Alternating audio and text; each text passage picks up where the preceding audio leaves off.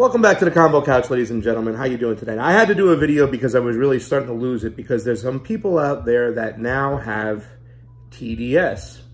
And it's not Trump derangement syndrome. It's now become Tulsi derangement syndrome.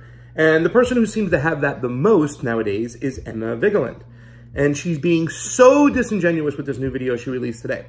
And she really starts off by attacking Tulsi for going to Puerto Rico and then saying she was pulling a Fugazi move because she voted against Puerto Rican people when it came to the PROMESA Act. You can't be serious. Now, if you don't know the PROMESA Act in 2016, let me catch up to speed with it. The PROMESA Act was an act that was came down to the wire. It was passed the day before Puerto Ricans' loans, the time extension had become outdated. In other words, time was up, and they were subject to be sued for almost $2 billion in debt.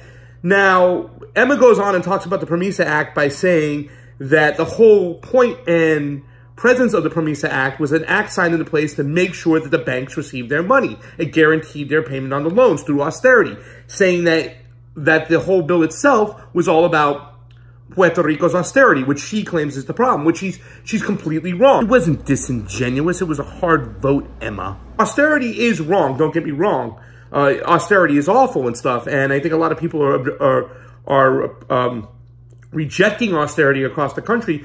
But Puerto Rico's problem is not just about austerity. It has a lot to do with the predatory lending.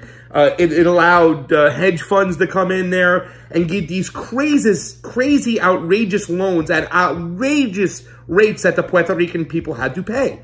So it wasn't just about the PROMESA Act. It was allowing them to restructure their capital, their debt, excuse me, because they had laws in place that wouldn't allow them to restructure their debt. Yeah. The hedge funds pretty much went in there and bought up Puerto Rico and had them by a chokehold, Emma.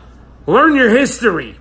So the PROMESA Act, in fact, allowed them to do so. And I'm not saying that the PROMESA Act was the best act altogether, that it was definite yes. I mean, it was very controversial. There was ways around it.